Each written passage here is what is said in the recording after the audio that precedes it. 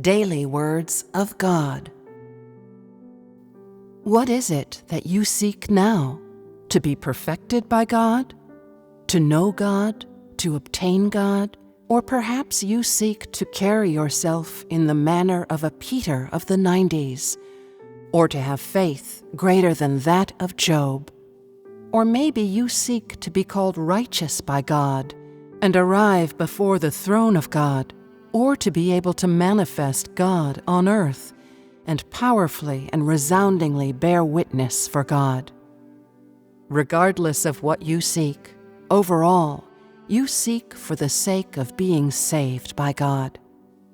No matter if you seek to be a righteous person, if you seek the manner of Peter, or the faith of Job, or to be perfected by God, it is all the work God does on man.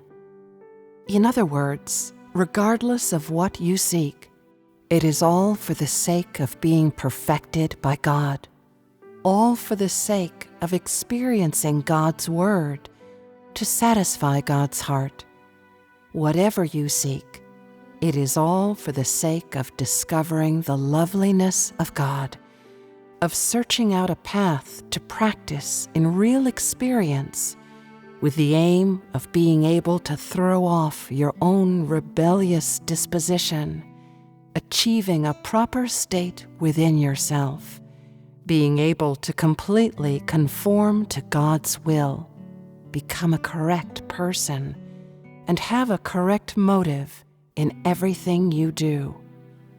The reason for you experiencing all of these things is to arrive at knowing God and achieving growth of life. Though what you experience is God's word and actual events, as well as the people, matters, and things in your surroundings, ultimately you are able to know God and to be perfected by God. To seek to walk the path of a righteous person, or seek to put God's word into practice.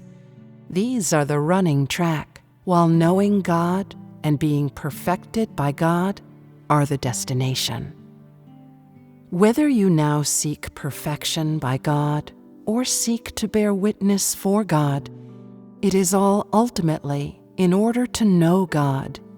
It is in order that the work He does in you may not be in vain, so that finally you come to know the reality of God, to know His greatness, and more so, to know God's humbleness and hiddenness, and to know the great amount of work that God does in you.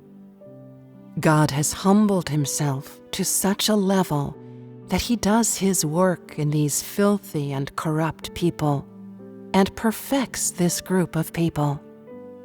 God not only became flesh to live and eat among people, to shepherd people, and to provide what people need. More important is that He does His mighty work of salvation and conquest upon these unbearably corrupt people. He came to the heart of the great red dragon to save these most corrupt of people, so that all people may be changed and made new. The immense hardship that God endures is not only the hardship that the God incarnate endures, but most of all, it is that God's Spirit suffers extreme humiliation. He humbles and hides Himself so much that He becomes an ordinary person. God was incarnated and took the form of flesh so that people see that He has a normal human life and normal human needs. This is enough to prove that God has humbled Himself to a great extent. The Spirit of God is realized in the flesh. His Spirit is so high and great, yet He takes the form of a common human, of a negligible human, so as to do the work of His Spirit. The caliber, insight, sense, humanity, and lives of each of you show that you are really unworthy to accept God's work of this kind. you are really unworthy to let God endure such hardship for your sake. God is so great, He is so supreme, and people are so lowly, yet He still works upon them. He not only was incarnated to provide for people, to speak to people, but He even lives together with people. God is so humble, so lovable. If, as soon as God's love is mentioned, as soon as God's grace is mentioned, you shed tears while uttering great praise, if you arrive at this state, then you have true knowledge of God.